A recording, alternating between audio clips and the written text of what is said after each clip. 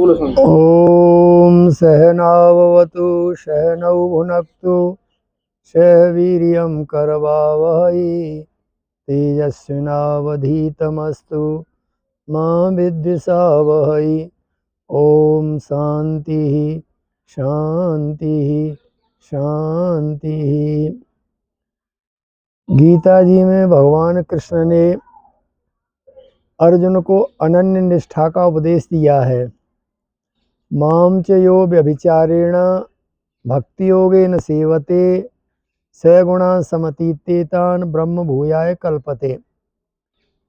जो व्यक्ति अनन्य भक्ति के द्वारा निरंतर मेरी उपासना करता है वह सत रज तम इन तीनों गुणों का उल्लंघन करके परमात्मा के स्वरूप को प्राप्त हो जाता है।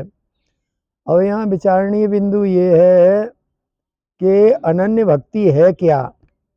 गीता जी में कहीं इसे एक भक्ति, कहीं अनन्य भक्ति, कहीं अनपायनी भक्ति, कहीं अविचल भक्ति आदि नामों से कहा गया है।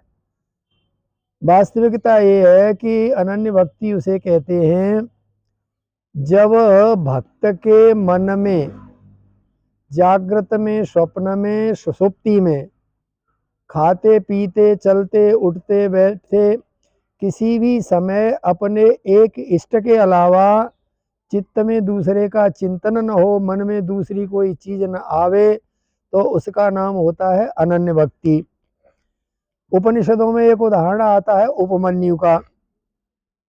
उपमन्यु भगवान शंकर का बड़ा भारी भक्त था।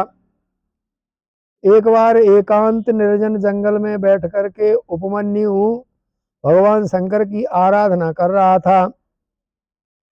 भगवान भोलेनाथ ने अपने भक्त उपमन्यु की निष्ठा को जानने के लिए, उसकी परीक्षा करने के लिए कि वास्तव में ये पूर्ण मन से मेरा भजन करता है या आधे अधूरे मन से करता है, कुछ इच्छा लेकर के करता है या बिल्कुल निष्काम भाव से करता है।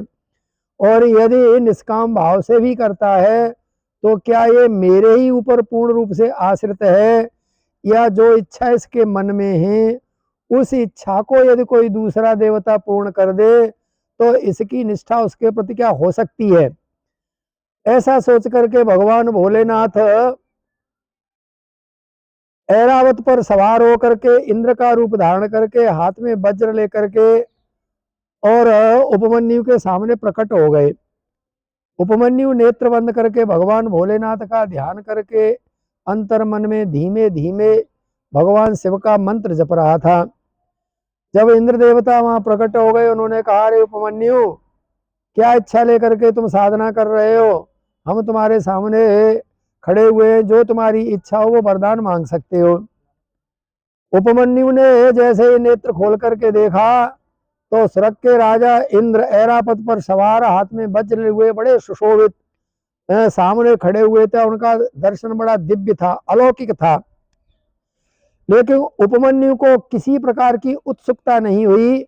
उसने नेत्र खोले, इंद्र को देखा और धीरे धीरे से अपने नेत्र पुनः बंद कर लिए। इंद्र को बड़ा आश्चर्य हुआ कि मैं स्वर्ग का राजा, सब कुछ देने में समर्थ, और इसे पता भी चल गया कि इंद्र के राजा हैं, फिर भी ये नेत्र बंद इसने क्यों कर लिए। तो इंद्र देवता कहने लग गए कि अरे उपमन्यु, तेरे मन में जो भी इच्छा हो तू कोई सा वरदान मांग सकता है। तू चाहे तो सुंदर सुंदर स्त्रियों से सेवा करा, धन मांग ले, वैभव मांग ले, पुत्र पौत्र मांग ले, लंबी आयु मांग ले।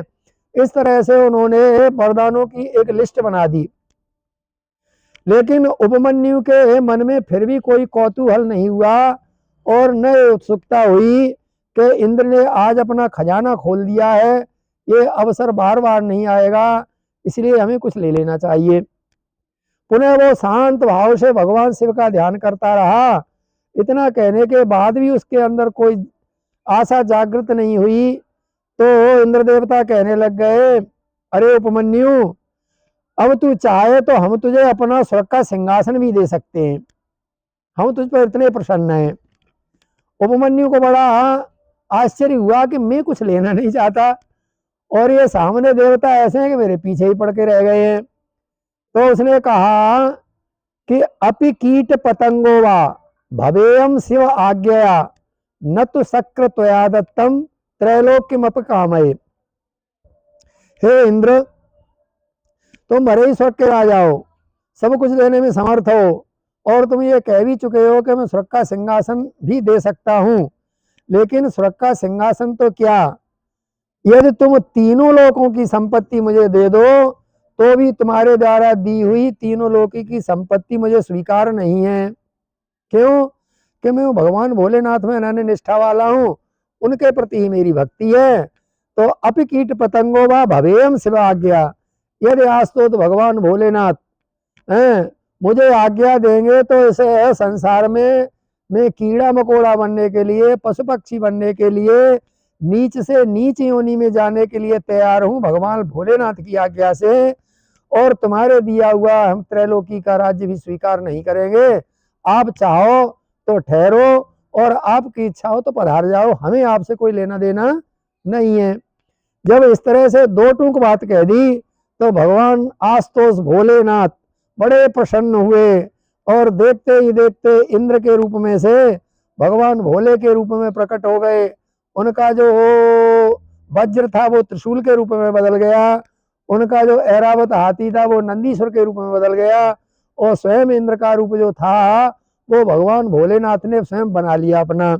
और जैसे ही भगवान भोलेनाथ को सुपमन्यु ने देखा तो चरणों में पड़ गया और कहने लग गया, महाराज आप अपने भक्त के साथ भी छल करने के लिए आए, मेरी परीक्षा लेने के लिए आए, लेकिन मैं अडिग हूँ, और ऐसा अडिग हूँ कि एक जीवन नहीं अनंत जीवन व्यतीत हो जाए, एक देवता नहीं 1000 देवता आकर के मुझे कुछ प्रलोभन दें, लेकिन आपकी भक्ति को छोड़ करके, आपको छोड़ करके, आपकी शरणागति को छोड़ करके संसार में मुझे कोई भी वस्तु स्वीकार नहीं है। ओम शांति शांति शांति। ठीक।